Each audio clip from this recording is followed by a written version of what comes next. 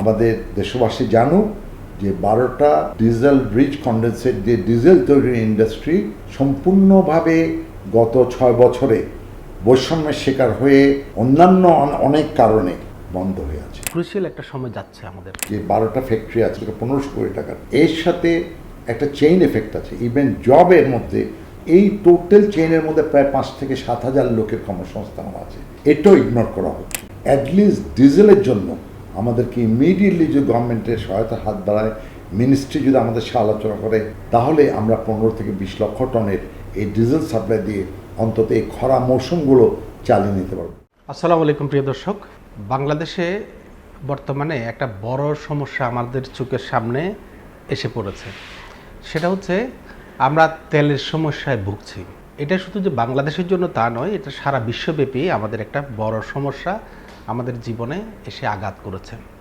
এবং এই আঘাতের শেষ পর্যন্ত আমরা এখন দেখতে পাচ্ছি আমাদের মার্কেট বন্ধ হয়ে যাচ্ছে, আমাদের অফিস আদালত বন্ধ হয়ে যাচ্ছে, সব কিছু কাটছাট করা হচ্ছে। তো এই অবস্থায় তেল নিয়ে কেন এমন হলো বা আমাদের কি বা করার আছে, বিভিন্ন জায়গা থেকে কিছু প্রশ্ন করে উত্তর খোঁজার চেষ্টা করছি।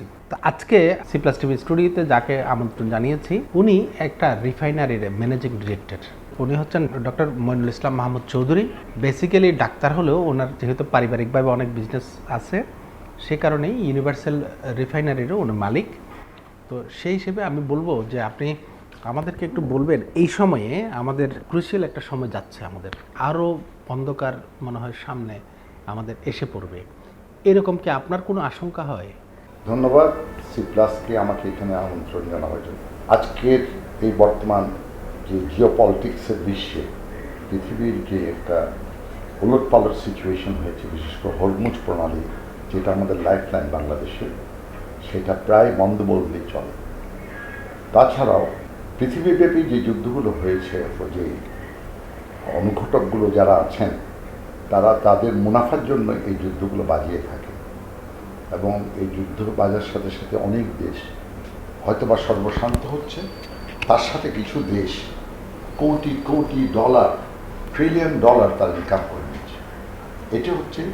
এটা বিশ্বজনীন একটা খেলা, যুগ যুগ ধরে এটা চলেছে এবং এটা চলবে, এটা থামবে না। এটা হয়তো 1 ডিকেড পরে, 10 বছর পরে, 12 বছর পরে, 15 বছর পরে এই যৌক্তিক যুদ্ধগুলো শুরু হয় এবং অযৌক্তিকভাবে এগুলো শেষ করে নিতে হয়। এর থেকে কারো কোনো লাভ হয় না। পুরো বিশ্বের মানুষগুলো, সাধারণ মানুষরা, আমরা যারা এই থার্ড ওয়ার্ল্ড কান্ট্রিতে, তৃতীয় বিশ্বে আছি, তাদেরকে এটার জন্য খেসারত দিতে হয়। আজকে আমরা সেই জায়গায় এসে দাঁড়িয়েছি। হঠাৎ করে নতুন সরকার এসেছে, মাত্র আমার মনে হয় কার্যক্রম তাদের 30 দিন ছুটি ছাটা মিলে, এর মধ্যে তাদেরকে একটা বিশাল এই জ্বালানি সংকটের মধ্যে পড়তে হচ্ছে। আগামীতে আর কতদিন আমাদের রিজার্ভ আছে আমরা জানি না। হরমুজ যদি বন্ধ হয়ে যায়, টোটালি শাটডাউন করে যায়, তাহলে এই দেশে একটা বিশাল সংকট হবে। আমাদের গাড়ির এবং স্কুটার অন্যান্য জায়গার যে তেল লাগে সেটাকে অকটেন অথবা পেট্রোল, বাকি তেল হচ্ছে ডিজেল। আমরা তো এটা বুঝতে পারছি যে আমাদের সামনে এই ধরনের একটা বড় ধরনের সমস্যা এরা করেছে অলরেডি। আমার কথা হচ্ছে, আমরা এখান থেকে রেমেডি পাওয়ার উপায় কি? রেমেডি পাওয়ার উপায় হচ্ছে, আমাদের যে পরিকল্পনা, বাংলাদেশে দ্বিতীয় একটা রিফাইনারি হওয়ার কথা ছিল অনেকদিন আগে ফ্রেঞ্চের কোলাবোরেশনে, সেই ইস্টার্ন রিফাইনারির পাশে বিশাল একটা জায়গায়, কিন্তু সেটা কোনো কারণে ডিলে হয়ে গিয়েছে। তারপরে আমাদের এখন অফশোরে আমাদের, এটা তো গত সরকারের আমলে মনে হয় এটা রিফাইনারি করার কথা ছিল, কিন্তু সেটা আগায়। এখন আমরা 2000 সালের থেকে এখানে একটা নতুন কর্মযজ্ঞ শুরু হয়। সেটা হচ্ছে আমাদের তেলের যে খনিগুলো আছে, বিশেষ করে গ্যাস খনিগুলোতে একটা কনডেনসেট তৈরি হয়। এই কনডেনসেট হচ্ছে এমন একটা জায়গায় যেটা গাদা বলি আমরা। 2000 সাল থেকে একটা চেঞ্জ আসছিল। 2000 সালে চট্টগ্রামের সুপার রিফাইনারি বলে একটা প্রতিষ্ঠান গড়ে ওঠে। সেটির প্রতিকৃতি হিসাবে প্রথমেই আমাদেরকে কনডেনসেট থেকে যে পেট্রোল, ডিজেল, এমটিটি এবং আদার প্রোডাক্টস ইনক্লুডিং জেট ফুয়েল তৈরি করা যায়, সেটার প্রতিকৃতি তারা যাত্রা শুরু করে। সেই টেকনোলজিটা আমাদের দেশে খুবই প্রযোজ্য যেটা ভ্যালু এডিশন বলে। এবং আমাদের যে কন্ডেন্সেট যে গাদাটা হয়, গ্যাস টিউব থেকে যে গাদাটা হয়, আমাদের ডিফারেন্ট হরিপুর, সিলেটের এবং অন্যান্য যে গ্যাস ফিল্ডগুলো আছে, সেই গ্যাস ফিল্ডের গাদাগুলো আমরা রিসাইকেল করে এখানে আমরা পেট্রোল প্রোডাক্টস তৈরি করতে পারি। সেটাই ছিল একটা বিপ্লব। এবং আমরা আশা করেছিলাম সরকার এই ব্যাপারে একটা দৃঢ় পদক্ষেপ গ্রহণ করবেন, যে বলিষ্ঠ পদক্ষেপের বলে বাংলাদেশ গ্যাস ফিল্ডের কন্ডেন্সেট দিয়ে রিফাইনারিগুলো চালু করবে, যেখানে আমাদের প্রয়োজনীয় যে প্রোডাক্ট দরকার, বিশেষ করে diesel, petrol, octane and others, এগুলো যেন আমরা সম্পূর্ণ না হলেও কিছুটা পরিমাণে অন্তত 50% আমাদের লোকাল প্রোডাকশন। 2010 সাল থেকে আমাদের এই ফ্যাক্টরি আমরা প্রস্তুতি শুরু করি। এখানে 12টার মতো ফ্যাক্টরি হয়েছে বাংলাদেশে, রিফাইনারিজ, যারা কন্ডেন্সেট ফ্র্যাকশনেশন প্ল্যান্ট বলে। এর বাইরে সিআরইউ বলে 3-4টা প্রতিষ্ঠান আছে, তার মধ্যে aqua, Petromax, super refinery, বাটেক্স।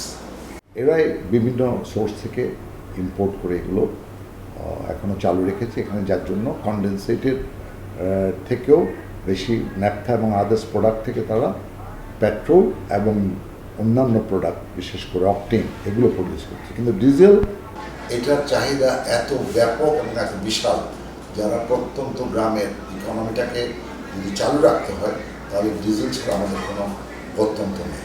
Petroleum রিফাইনারিজ association of Bangladesh, এর আন্ডারে আমরা 12টা রিফাইনারি আছে। এগুলো যদি আমরা চালু করতে পারি সরকার সারা আলোচনা সাপেক্ষে, ডিজেল রিচ কন্ডেন্সেট এনে আমরা যদি এটাকে পরিপূর্ণভাবে চালু করতে 3 শিফটে, আমার মনে হয় 15 থেকে 20 লক্ষ টন আমরা ডিজেল বাংলাদেশকে এই ক্রাইসিসে সরবরাহ করতে পারবো। আচ্ছা মনির ভাই, আমি একটু বলি আমার সাধারণভাবে আমাদের জানার বিষয়, সেটা হচ্ছে আমি যদি ধরে নিই ইস্টার্ন রিফাইনারির পরে আমাদের কিছু মানে বেসরকারি উদ্যোগে রিফাইনারি গড়ে উঠেছে, এবং এর মধ্যে একটা হচ্ছে ইউনিভার্সাল রিফাইনারি, আপনারটা। এইরকম রিফাইনারি আছে আর 12টা।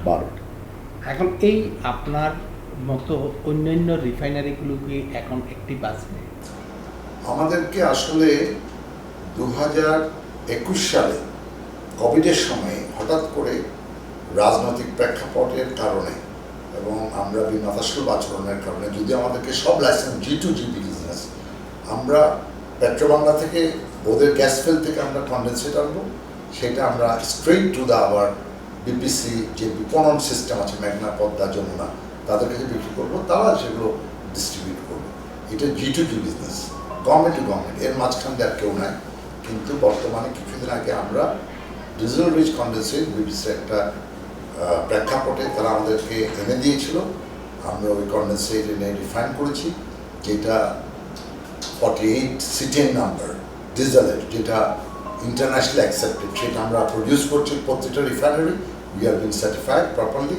এবং আমরা মনে করি এই রিফাইনারিগুলোকে যদি চালু করা যায়, অ্যাটলিস্ট 15 থেকে 20 লক্ষ টন আমরা যদি ডিজেল সরবরাহ করতে, আপাতত যে ইমার্জেন্সিটা আছে, ডিফারেন্ট সোর্স আছে, হয়তো হরমুজ থেকে, কাতার থেকে হয়তো কন্ডেন্সেট, অথবা ইরান, অন্য জায়গা থেকে আনা যাবে না, কিন্তু আমরা ইন্দোনেশিয়া, ব্রুনাই, মালয়েশিয়া এবং নর্থ আমেরিকাতে অনেক সস্তায় কন্ডেন্সেটগুলো পাওয়া যায়। দিন শেষে তো হরমুজ দিয়ে আসতে হবে না, Hormuz only Gulf state, Dubai, Abu Dhabi, Iraq, Kuwait, Iran, এগুলো হচ্ছে ওমানে যদি তেল থাকে সেইটা। হরমুজটা হচ্ছে only the Persian Gulf, other side. কিন্তু আমরা প্যাসিফিক দিয়ে যদি আনতে পারি, ইন্ডিয়ান ওশান যদি আনতে পারি, তাহলে ওটার কস্ট কম হবে, কিন্তু ফ্রেটটা আসবে। ওটা আমাদের গভর্নমেন্ট যদি আমাদের subsidy, we can produce immediately. তাহলে সাপ্লাই চেইন ম্যানেজমেন্ট, যেটা ভেরি ইম্পর্টেন্ট। এখানে হচ্ছে আমার ক্রপটা অলরেডি ইন দ্য ফিল্ড, আমি যদি ক্রপটা ডিস্ট্রয় হয়ে যায়, we will lose lot many billions of dollar rather I should say. সুতরাং ক্রপটা যে ভেরি ইম্পর্টেন্ট, মানুষের পেটে ভাত দিতে হবে, এটা একটা পলিটিক্যাল এজেন্ডা হয়ে যাবে তখন। তাই আমরা চাচ্ছি আমাদের এই 12টা রিফাইনারি যেগুলো বন্ধ আছে, অ্যাটলিস্ট ডিজেলের জন্য আমাদেরকে ইমিডিয়েটলি যে গভর্নমেন্টের সহায়তা হাত বাড়ায়, মিনিস্ট্রি যদি আমাদের সাথে আলোচনা করে একটা আমরা গাইডলাইন তৈরি করি, তাদের ফর্মুলাতে চলতে পারি, তাহলে আমরা 15 থেকে 20 লক্ষ টনের এই ডিজেল সাপ্লাই দিয়ে অন্তত এই খরা মৌসুমগুলো চালিয়ে নিতে পারবে। সরকারের কাছে কি এমন কোনো তথ্য নেই যে আপনাদের 12টা রিফাইনারি এখন ইলেকট্রিক হিসেবে আছে? এই তথ্যগুলো আছে, কিন্তু আমাদের দেশের যে প্রেক্ষাপট, সেখানে এই ফাইলগুলো এমনভাবে বন্দী হয়ে যায়, এগুলোকে আবার উপরে তোলাটা অনেক সময় মুশকিল। তাদের সাথে আমরা অনেক চেষ্টা করতেছি প্র্যাবের মাধ্যমে একটা মিটিং সেট করার জন্য। আমরা চাই আমাদের জ্বালানি মন্ত্রী উনি খুব মানে ভেরি অ্যাগ্রেসিভ একটা মানুষ এবং very he understand the business, he is from a business family. তাদের অনেক ব্যবসা বাণিজ্য। আমাদের অর্থমন্ত্রী ওনার সাথে কথা হয়েছে, উনি চাচ্ছেন আমরা চালু হয়ে যাই। উনিও বলেছেন তোমরা প্রপোজাল নিয়ে আসো, কিন্তু তৈরি যদি আমরা ব্যবস্থা মিটিং করতেই যদি আমাদের 15-20 দিন সময় দেয়, এই সময়টা হচ্ছে একটা ক্রপের জন্য ভেরি ভেরি ইম্পর্টেন্ট। কনক্লুশন আসতে পারি সেটা হচ্ছে আপনাদের 12টার রিফাইনারি যে বন্ধ হয়ে আছে সেই রিফাইনারিগুলোকে দ্রুত চালু করার ব্যবস্থা করা হবে। এক্স্যাক্টলি। সরকার যদি এটা চায় যে আপনাদের সাথে একটা বৈঠক করে কিভাবে চালু করা যাবে সেটা সরকার একটা সিদ্ধান্ত নিক স্বাভাবিকভাবে। আর একটু দুজনেই সাটগায়ে কথা হই, কিন্তু আজকে জনস্বার্থে জিনিসটা নারা প্রমিত বাংলায় হইলে আর কি। আর কিছু বলার আছে আপনার? না, ধন্যবাদ। বিশেষ করে এটা একটা আমি one of the social leader in চট্টগ্রামে, আমি অনেক সামাজিক কাজে আছি। জি জি। আমি মনে করি এইটাও আমার একটা দায়িত্ব। হয়তো আমার ফ্যাক্টরি 6 বছর বন্ধ হয়ে আছে, হয়তো আমাদের বন্ধ ফ্যাক্টরি ক্যারি করতে হচ্ছে, সেটা বড় কথা না। কিন্তু দেশের এই 1200 কোটি টাকার যে 12টা ফ্যাক্টরি আছে, 1200 থেকে 1500 কোটি টাকা, এর সাথে একটা চেইন এফেক্ট আছে। ইভেন জবের মধ্যে আমাদের প্রতিটা ফ্যাক্টরি 100 থেকে 150 লোক কাজ করে। তাহলে এই 1500-2000 লোক প্লাস এর সাথে পুরো ট্রান্সপোর্ট সেক্টর জড়িত, রিভারাইন ট্রান্সপোর্ট, ট্যাঙ্কারগুলো প্লাস বাউজারগুলো, এদের যে শ্রমিকরা আছে এরাও জড়িত, হাজার হাজার ট্রাক এবং বাউজার্সগুলো। সুতরাং এই টোটাল চেইনের মধ্যে প্রায় 5 থেকে 7,000 লোকের কর্মসংস্থান আছে, এটাও ইগনোর করা হচ্ছে। সুতরাং এগুলো খুব দুঃখজনক। এখানে আমি বর্তমান প্রধানমন্ত্রী যিনি এসেছেন, আমাদের একজন নবীন এবং একজন যুবক বলবো আমি ওনাকে, ওনার যে চলাফেরা, ওনার যে বাচনভঙ্গি, ওনার যে কর্মস্পৃহা, সেটা আমাদেরকে উদ্বুদ্ধ করেছে। আমরা মনে হয় সেই বিগত দিনের যে ইতিহাস, সেখান থেকে আমরা বেরিয়ে আসতে পারবো। আমরা আশা করি প্রধানমন্ত্রী, আমাদের জ্বালানি মন্ত্রী এবং অর্থমন্ত্রী মিলে আমাদের সাথে আমাদেরকে যদি একটা এই ক্রাইসিসের মধ্যে আমাদের ফ্যাক্টরিগুলো চালু করে দেশের জন্য কিছু করার যে সুযোগটা যদি দেন, আমরা ডিজেল রিচ কন্ডেন্সেট এনে ডিজেল প্রডিউস করে অ্যাটলিস্ট 20-25% টোটাল চাহিদা যদি মিট করতে পারি, এর পরবর্তীতে যদি গার্মেন্ট সেক্টরের মতো আরও এরকম ভ্যালু অ্যাডেড ইন্ডাস্ট্রি এই ডিজেল পেট্রোলিয়াম প্রোডাক্টে নিয়ে যেতে পারি, তাহলে এই দেশের সম্ভাবনা কতটুকু, এটা আমরা গত 20 বছর আগে এই স্বপ্ন দেখেছিলাম।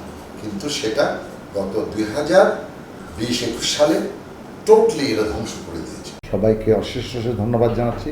প্রিয় দর্শক, আমরা সরকারের যথাযোগ্য জায়গায় আমরা বিষয়টা তুলে ধরার চেষ্টা করব এবং আমাদের দর্শকদেরকেও এই বিষয়টা জানানোর জন্য আমি মনির ভাই অনেকটা খোলামেলা সব কথা বলেছেন। এই কথাগুলো আপনাদের নজরে আসলে আপনারাও বিভিন্ন জায়গায় কথাগুলো একটু পৌঁছে দেবেন। অসংখ্য ধন্যবাদ। আসসালামু আলাইকুম।